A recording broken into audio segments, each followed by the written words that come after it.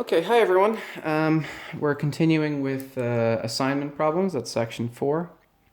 And we're looking at a maximization problem. Okay, this is an example here which begins on page 81, section 4. It's called the bridegroom problem. Let me read out the fluff here. It says, a marriage broker has 4 female and 4 male clients. Based on questionnaires and psychological profiling, the marriage broker ranks the possible matches on a scale of 1 to 10 as shown in the table below.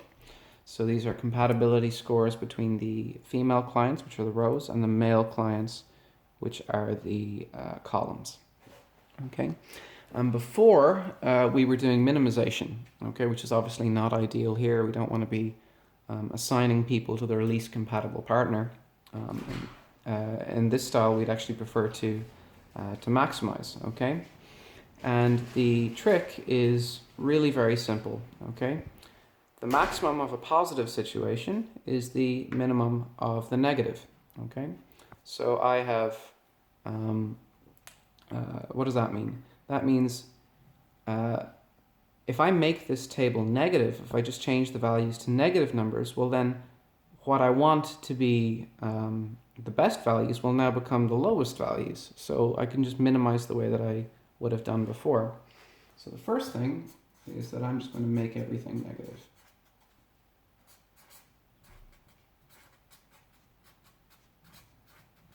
Okay, so I have 7, 4, 7, and 10. So that goes to minus 7, minus 4, minus 7, and minus 10. I have 5, 9, 3, and 7. So minus 5, minus 9, minus 3, and minus 7. 3, 5, 6, and 9 goes to minus 3, minus 5, minus 6, and minus 9. 6, 5, 0, 8, minus 6, minus 5, 0 just stays the same, and minus 8. Now all I do is minimize as before.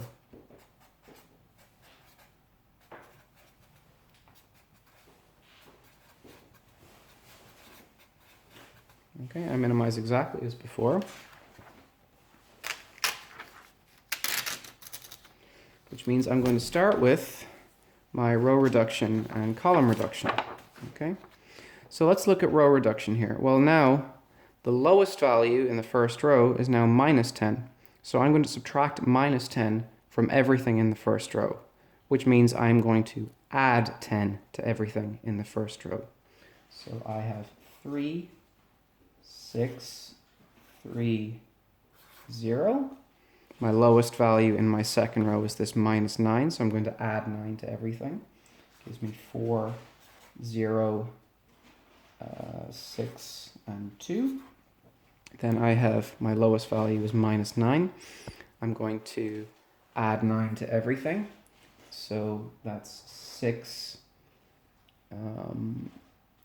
4, 3, and 0. And then I have minus 8 gets added to everything. So, sorry, minus 8 gets subtracted from everything means add 8 to everything. So I'm going to add to minus 6, that gives me 2, 3, 8, and 0. Okay, so that's my row reduction.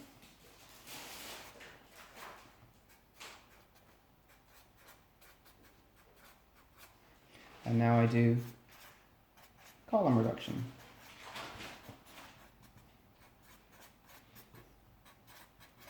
Okay, column reduction. We see that the lowest value in this first column here is 2. So I take 2 from everything in the column. I have 1, 2, 4, 0. This column has a 0 in it, so it stays unchanged. 0 is here, 6 above it, 4, and 3. This column, the lowest value is 3, so I take 3 from everything in the column, and I have 0, 3, 0, 5.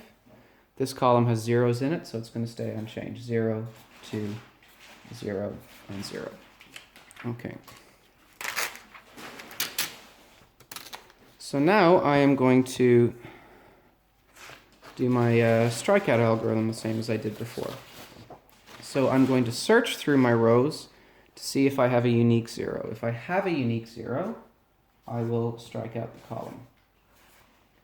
2, 0, 3, 2, 4, 4, 0, 0, and then 0, 3, 5, and 0.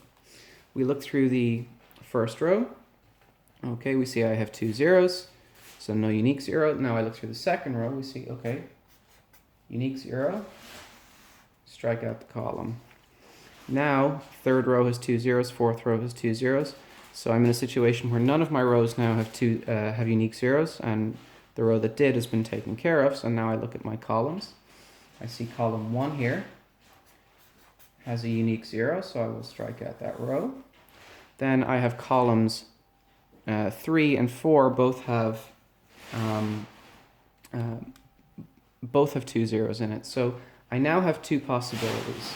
Okay, I have the possibility where I cross out that 0, then box this 0. Now row 1 has a unique 0 in it, so I can cross here. And now row 3 has a unique 0, so I can cross here. Okay. The other possibility is that I would have 1, 6, 0, 0, 2, 0, 3, 2, 4, 4, 0, 0, 0, 3, 5, 0. We saw that we had a unique 0 in the second row, strikes out the column. Unique 0 in the first column, strikes out the fourth row. I could also cross out that one, okay, which means I would box this one and strike, box, and strike. Okay, so now I have two solutions. We'll call this one 1, we'll call this one 2. Okay.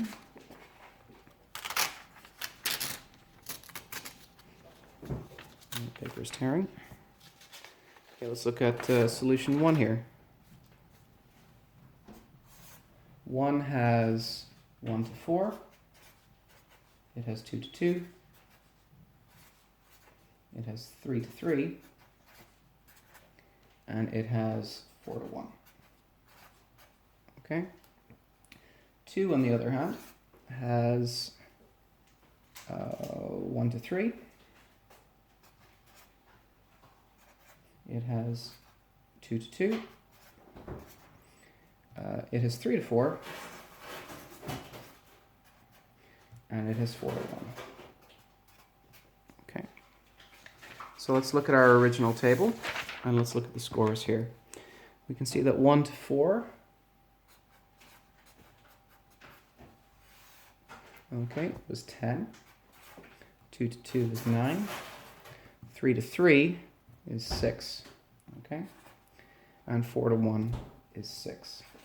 So this is 12 plus 19. 12 plus 19 is a total of 31.